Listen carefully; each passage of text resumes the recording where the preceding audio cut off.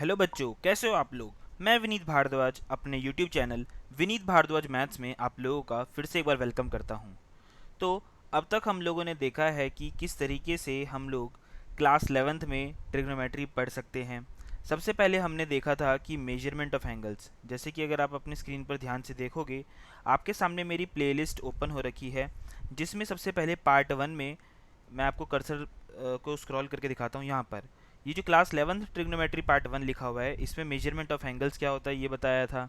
Part 2 में किस तरीके से हम रेडियन को डिग्री में चेंज करते हैं वो बताया था। पार्ट 3 में डिग्री से कैसे रेडियन में चेंज करते हैं वो बताया था। फिर पार्ट 4, 5 और 6 तीन ऐसे पार्ट्स बनाए हैं मैंने, जिसमें एप्लीकेशन बेस्ड क्वेश्चंस हैं। तो आपको ये सारे के सारे पार्ट ज़रूर देखने चाहिए और तभी इस वीडियो को पर आगे बढ़ना चाहिए।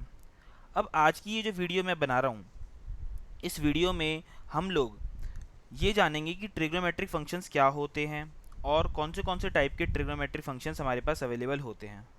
तो इससे पहले आपको 10th क्लास के कुछ बेसिक्स पता होने चाहिए। तो जो भी स्टूडेंट्स यहाँ पर इस वीडियो को कंटिन्यू करना चाहते हैं, मेरी रिक्वेस्ट है आप लोगों से कि ये वाली वीडियो दिख रही होगी आपको, मैं जहाँ पे मेरी वीडियो चल रही है, एक तो ये वाली video trigonometry basics part 1, trigonometric basics part 2, फिर why tan theta is equal to sine theta upon cos theta वाली वीडियो, और ट्रिग्नोमेट्री बेसिक्स पार्ट 4। ये चार वीडियोस पक्का देख लो। उससे क्या होगा, आपके 10th क्लास के बेसिक्स पूरे सॉलिड स्ट्रांग हो जाएंगे कि बेसिक्स क्या थे 10th क्लास के, जो हमें जानने की ज़रूरत थी। इसके बाद फिर मैं आपको यहाँ पे आगे बता रहा हूँ, ठीक है। तो अगर आपने वो वीडियो देख ली है तो आपको पता चल गया होगा कि साइन थीटा की डेफिनेशन होती है perpendicular upon hypotenuse, cos theta की डेफिनेशन होती है बेस अपॉन में हाइपोटेनियस, टेन थीटा की डेफिनेशन होती है परपेंडिकुलर अपॉन में बेस। ऐसे ही कोजेक थीटा की डेफिनेशन होती है हाइपोटेनियस अपॉन परपेंडिकुलर।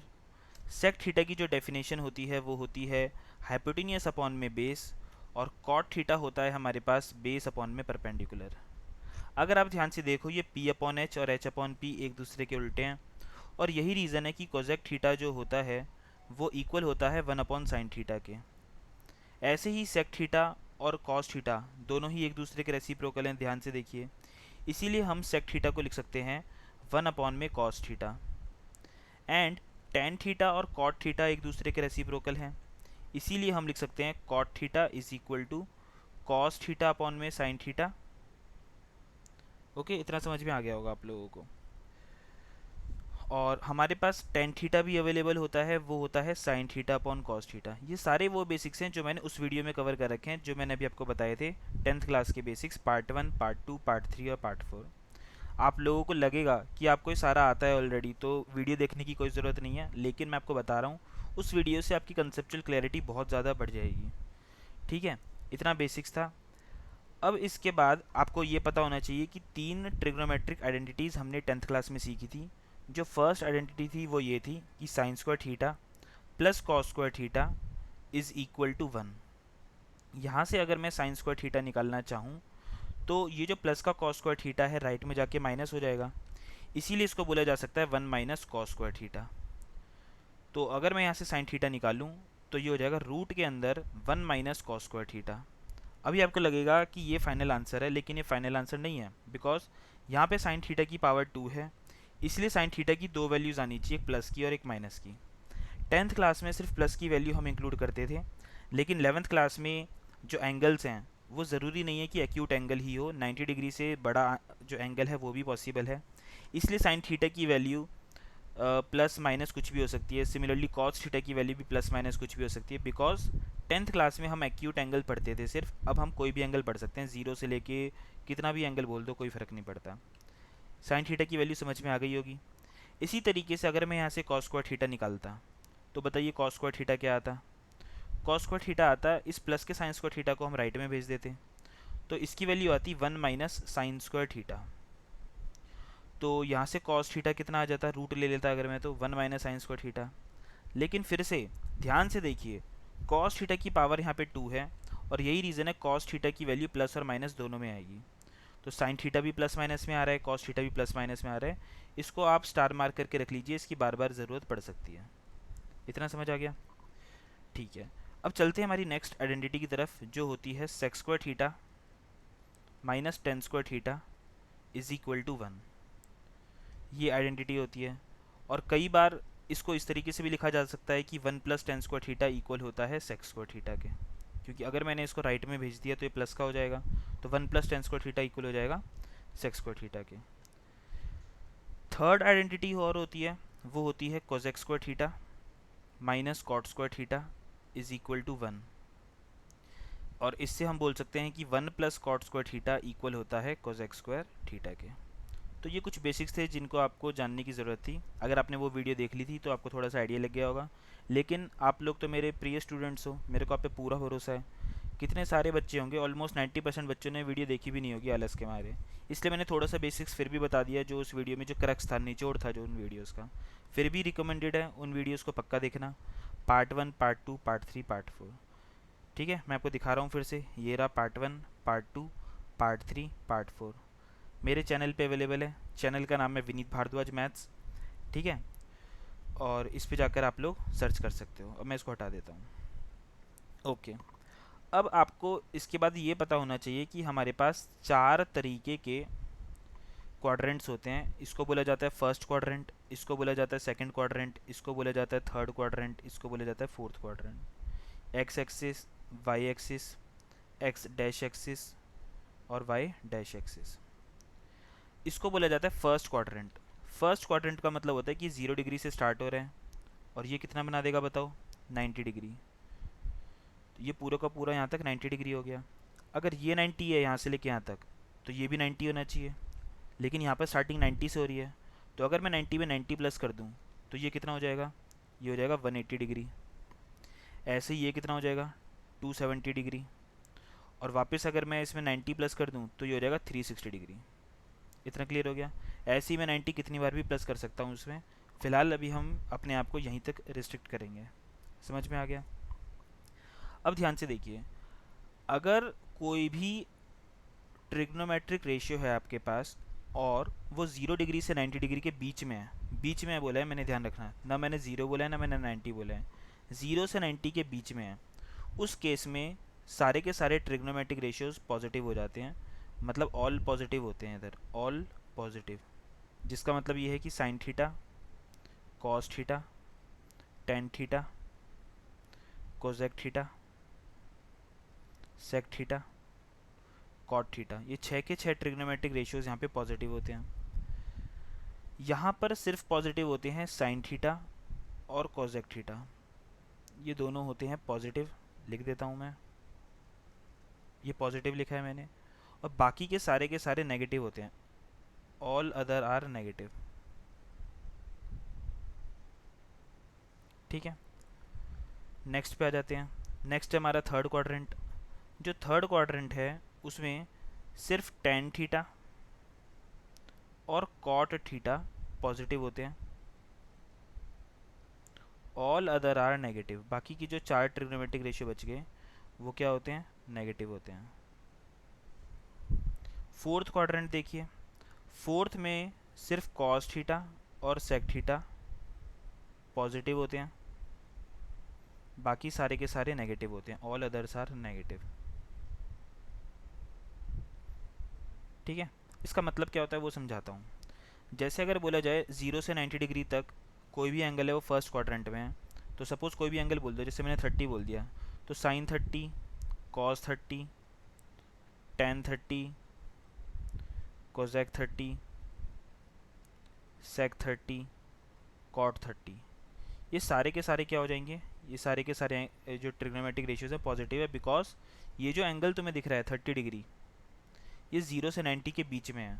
और जब जब 0 से 90 के बीच में कोई भी एंगल होगा तो उसका ट्रिग्नोमेट्रिक रेशियो पॉजिटिव होता है, ऑल पॉजिटिव, ये सारे ही पॉजिटिव होंगे। इतना क्लियर हो गया? अब सपोज़ मैं इसको ऐसे लिखता हूँ, sine cos tan cosec sec cot. अब मैं एंगल ले रहा हूँ 90 से 180 के बीच में, तो सपोज़ मैंने एंगल ले लिया 120 डिग्री। सभी में लिख देता हूँ 120 120 120 इस तरीके से। अब आप एक बात बताओ, मैंने बोला था सेकंड क्वाड्रेंट में सिर्फ कौन कौन पॉजिटिव होगा, साइन और कोजेक। तो साइन 120 और कोजेक 120 यही दो पॉजिटिव होंगे, बाकी सारे क्या होंगे, नेगेटिव होंगे। ये भी नेगेटिव, ये भी नेगेटिव, ये भी नेगेटिव, ये भी नेगेटिव। इतना क्लियर हो गया होगा। सिमिलरली अगर मैं थर्ड क्वाड्रेंट का कोई एंगल ले लूँ, जैसे 180 से 270 के बीच में कोई एक एंगल बोलो, फॉर एग्जांपल मैंने 210 बोल दिया, तो अगर मैं साइन 210, कॉस 210, टेन 210, कोजेक 210, सेक 210, कॉट 210 निकालूँ, तो यहाँ पर कहाँ कहाँ पे मेरे को पॉजिटिव वैल्यू मिलेगी? सिर्फ टेन और कॉट में। तो ये पॉजिटिव होगा, ये भी पॉजिटिव होगा, बाकी सारे क्या होंगे? नेगेटिव होंगे। इनकी वैल्यूज़ नेगेटिव आएगी मतलब। ठीक है। इसी तरीके से अगर मैं एंगल ले लूँ फोर्थ क्वाड्रेंट में, फोर्थ क्वाड्रेंट में कोई भी एंगल बोल दो जो कि 270 और 360 के बीच में आता हो। सपोज़ मैंने बोल दिया 300 डिग्री, तो sine 300 degree, cos 300 degree, tan 300 degree, cosec 300 degree, sec 300 degree, cot 300 degree. Positive होगा सिर्फ कॉस और सेक, बाकी सारे नेगेटिव। तो ये पॉजिटिव होगा, ये पॉजिटिव होगा, बाकी सारे के सारे क्या होंगे? नेगेटिव होंगे। ठीक है, इतना समझ में आ गया होगा आप लोगों को। अब आपके मन में डाउट आ रहा होगा, वो सब तो ठीक है सर, लेकिन ये याद कैसे होगा? ये किस क्वाड्रेंट में कौन पॉजिटिव है कौन नेगेटिव है? तो इसको याद करने की एक सिंपल सी ट्रिक है। देखिए, यहाँ पर आप लिखिए आफ्टर, यहाँ पर आप लिखिए स्कूल, यहाँ पर लिखिए आप टू, यहाँ पे लिखिए कॉलेज। स्कूल के बाद हम किस में एडमिशन लेते हैं? कॉलेज में। After school to college. अब इनका इनिशियल पकड़ लो। इनिशियल का मतलब होता है फर्स्ट लेटर। इस ए का मतलब है ऑल पॉजिटिव, सारे के सारे पॉजिटिव हैं। यहाँ पर सिर्फ साइन पॉजिटिव होगा और उसका रेसिप्रोकल। साइन का रेसिप्रोकल कौन होता है? कोजेक। तो साइन और कोजेक पॉजिटिव है। यहाँ पे कौन कौन पॉजिटिव होगा? टेन और उसका उल्टा कॉट थीटा। यहाँ पे कौन कौन पॉजिटिव होगा? कॉस थीटा और उसका उल्टा जो कि होता है सेक थीटा। समझ में आ गया? तो ये याद करने की ट्रिक है, आफ्टर स्कूल टू कॉलेज। बार बार बोलूँगा मैं, अब से हर वीडियो में बोलूँगा, बिकॉज ये कई बार यूज़ होगा। आफ्टर का मतलब है कि सारे के सारे पॉजिटिव हैं, बिकॉज उसका जो इनिशियल लेटर है वो ए है। ए का मतलब है ऑल पॉजिटिव। इसमें 6 के 6 ट्रिग्नोमेट्रिक रेशियोज पॉजिटिव होते हैं 0 से 90 डिग्री के बीच में। यहाँ पर 90 डिग्री से 180 डिग्री तक जितने भी एंगल होंगे उनमें सिर्फ साइन और कोजेक ही पॉजिटिव होगा। थर्ड क्वाड्रेंट में सिर्फ टेन और कॉट पॉजिटिव होते हैं। फोर्थ क्वाड्रेंट में सिर्फ कॉस और सेक पॉजिटिव होते हैं, बाकी सारे नेगेटिव होते हैं। आई होप आपको इतना समझ में आ गया होगा। फिर कुछ थोड़े से बेसिक्स और बता देता हूँ पाइथागोरस थ्योरम के। हमको पता है कि अगर ये एक एक्यूट एंगल है तो थीटा के सामने वाली साइड को बोला जाता है परपेंडिकुलर, इसको बोला जाता है बेस, और 90 डिग्री के सामने जो होती है वो होता है हाइपोटेनियस। याद रखना मैंने किस तरीके से समझाया है। 90 डिग्री के सामने वाले को हाइपोटेनियस बोलेंगे हमेशा, थीटा के सामने जो भी होगा उसको बोलेंगे परपेंडिकुलर, और जो बच जाएगा उसको बोलेंगे बेस। बेस को इस तरीके से याद मत रखना जो नीचे होता है। वाई? बिकॉज सपोज आपके पास एक राइट एंगल ट्राइंगल कुछ इस तरीके से है, 90 डिग्री के सामने आप ये तो सही बता दो कि हाइपोटेनियस है, लेकिन सपोज इस बार थीटा ये है, तो इस केस में परपेंडिकुलर हो जाएगा नीचे वाला ये, और बेस हो जाएगा जो बच गया। तो परपेंडिकुलर और बेस दोनों इंटरचेंजेबल होते हैं। बस इस बात पे डिपेंड करती है बात कि एक्यूट एंगल कहाँ पे बन रहा है, और हमेशा एक्यूट एंगल के सामने कौन होता है? परपेंडिकुलर, और जो बच गया वो बेस होता है। ठीक है। एक बात और, परपेंडिकुलर और बेस के बीच में हमेशा एंगल बनता है कितना? 90 डिग्री। तो ये सारे बेसिक्स थे जो आप सबको जानने ज़रूरी थे। अब इसके बाद हम लोग स्टार्ट करते हैं एग्जाम्पल 1 से। ठीक है, लिखिए एग्जाम्पल 1, क्वेश्चन नंबर 1। इसमें आप लोगों को गिवन है कि cos x की वैल्यू -12/13 है, और आपको वैल्यू पता लगानी है sin x की, और वैल्यू पता लगानी है tan x की। इन दो ट्रिग्नोमेट्रिक रेशियोज की वैल्यू पता लगानी है, और x बिलोंग करता है थर्ड क्वाड्रेंट में। ये बिलोंग्स टू का साइन होता है। जिस बच्चे को सेट्स की नॉलेज है उसको पता होगा ये बिलोंग्स टू का साइन है, जिसको नहीं पता वो सुन लो। बिलोंग्स टू का मतलब है कि x थर्ड क्वाड्रेंट में है। थर्ड क्वाड्रेंट में सर इसका मतलब क्या होता है? थोड़ी देर पहले बताया था कि ये 0 डिग्री होता है, ये 90 डिग्री, ये 180 डिग्री, ये 270 डिग्री, और इसी को हम बोल सकते हैं 360 डिग्री। अगर एंगल थर्ड क्वाड्रेंट में है इसका मतलब वो यहाँ पर है। और यहाँ पर कौन कौन पॉजिटिव होता है? After school to college. तो यहाँ पर पॉजिटिव होगा सिर्फ टेन और कॉट। क्या पॉजिटिव होगा? टेन और कॉट, बाकी सारे क्या होंगे? नेगेटिव। तो इसको सॉल्व करने के दो मेथड होते हैं। एक मेथड होता है आइडेंटिटीज़ की हेल्प से, एक मेथड होता है ट्रायंगल की हेल्प से। तो मैं ट्रायंगल की हेल्प से करवा देता हूँ। काफ़ी साल पहले मेरे को याद है कई लोग इस चीज़ से मना कर देते थे कि ट्राइंगल्स जो है वो वाला कंसेप्ट नहीं लगाना चाहिए, हमें तो आइडेंटिटीज़ की हेल्प से करना चाहिए। लेकिन मैं अब देख रहा हूँ ज़्यादातर स्कूल्स में ट्राइंगल का मेथड ही अपना रहे हैं। ठीक है, तो मैं अभी इसी से बता देता हूँ, लेकिन मैं आपको एक ब्रीफ आइडिया ज़रूर दे दूंगा कि आइडेंटिटीज़ वाले मेथड से कैसे सॉल्व किया जाता है। पहले इसको करते हैं, फिर उसकी बात करेंगे। अब देखिए, सपोज मैंने इस वाले एंगल को एक्स मान लिया, ये जो एक्यूट एंगल आपको दिख रहा है इसको मैंने एक्स मान लिया। कॉस एक्स की डेफिनेशन याद करो, थोड़ी देर पहले मैंने बताई थी, बेस अपॉन हाइपोटेनियस होता है। तो ये बेस है, ये हाइपोटेनियस है। बेस कितना हो जाएगा फिर? बेस हो जाएगा हमारे पास 12 और हाइपोटेनियस कितना हो जाएगा 13। अब अगर आप पाइथागोरस थ्योरम लगाओ तो आपको पता चलेगा कि ये आएगा 5। कितना आएगा? 5। ठीक है। अब हमें निकालना है साइन एक्स, और साइन एक्स होता है परपेंडिकुलर अपॉन में हाइपोटेनियस। परपेंडिकुलर कितने हैं? 5। हाइपोटेनियस कितने हैं? 13। ऐसे ही कॉस एक्स कितना है? कॉस एक्स क्या हम कॉस एक्स हमें गिवन है और हमें टेन एक्स निकालना है। अब टेन एक्स कैसे निकालेंगे? टेन एक्स हो जाएगा हमारा परपेंडिकुलर अपॉन बेस, वो हो जाएगा 5 अपॉन में 12। लेकिन ये कंप्लीट आंसर नहीं है, तो थोड़ा वेट करो, मैं बताता हूँ। जो एंगल है वो है थर्ड क्वाड्रेंट में, और थर्ड क्वाड्रेंट में सिर्फ 10 पॉजिटिव होता है, मतलब ये तो पॉजिटिव ही होगा। तो प्लस का साइन लगाओ मत लगाओ कोई फ़र्क नहीं पड़ता। लेकिन साइन जो होगा वो नेगेटिव होगा, बिकॉज थर्ड क्वाड्रेंट में सिर्फ 10 और कॉट ही पॉजिटिव होते हैं, और एक्स क्योंकि थर्ड क्वाड्रेंट में था और थर्ड क्वाड्रेंट में साइन नेगेटिव होता है, इसलिए साइन एक्स की वैल्यू क्या लिखनी चाहिए? -5/13। उसी तरीके से जिस तरीके से हमने कॉस एक्स की वैल्यू लिखी थी -12/13, जो क्वेश्चन में गिवन था। आई होप आपको इतना समझ में आ गया होगा। ठीक है। सपोज़ इसी क्वेश्चन को अगर हमें करना होता आइडेंटिटीज़ की हेल्प से, तो कैसे करते वो भी बता देता हूँ। हमको पता है कि sine square X plus cos square X की वैल्यू 1 होती है। यहाँ से साइन स्क्वायर एक्स की वैल्यू आ जाएगी 1 माइनस कॉस स्क्वायर एक्स, और साइन एक्स की वैल्यू आ जाएगी यहाँ पे plus minus under root 1 minus cos square X. अब एक बात बताओ, एक्स कौन से क्वाड्रेंट में है? थर्ड।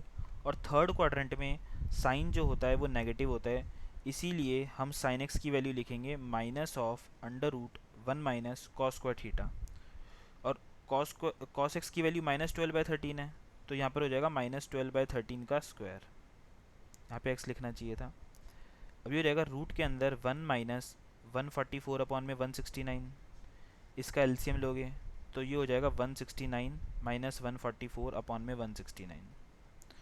तो ये हो जाएगा रूट के अंदर 25 अपॉन 169। 25 किसका स्क्वायर होता है? 5 का। 169 किसका स्क्वायर होता है? 13 का। लेकिन बाहर एक माइनस का साइन भी आ रहा था, तो वो हमें यहाँ पे लगा देना चाहिए।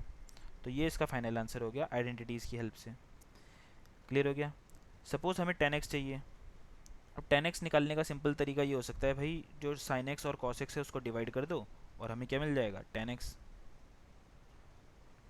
साइन एक्स कितना आया हमारा? माइनस का 5/13। कॉस एक्स कितना आया? कॉस एक्स क्वेश्चन में गिवन था माइनस का 12/13। दोनों को डिवाइड कर दो, 13 से 13 कैंसिल, माइनस से माइनस कैंसिल, कितना आ गया? 5/12। तो ये इसका फाइनल आंसर हो गया। तो दोनों मेथड सही है। तो कोई टीचर बोलता है नहीं ट्रायंगल के मेथड से कर लो, कोई टीचर बोलता है नहीं आइडेंटिटीज़ की हेल्प से करो, तो जिसमें आप कंफर्टेबल फील हो उससे कर लो। ठीक है, दोनों ही सही मेथड हैं। अब आपने इसमें देखा पाइथागोरस थ्योरम का यूज़ हुआ था, तो इसके लिए मैं आपको सजेस्ट करूँगा कि कुछ पाइथागोरस ट्रिपलेट्स आपको याद होनी चाहिए। पाइथागोरस ट्रिपलेट्स वो मैं लिखवा देता हूँ आपको। पाइथागोरस ट्रिपलेट्स, पहली पाइथागोरस ट्रिपलेट जो आपको पता होनी चाहिए वो है 3 4 5, जिसमें जो लॉन्गेस्ट साइड होती है वो 5 है। इसका मतलब ये हाइपोटेनियस होगा हमेशा।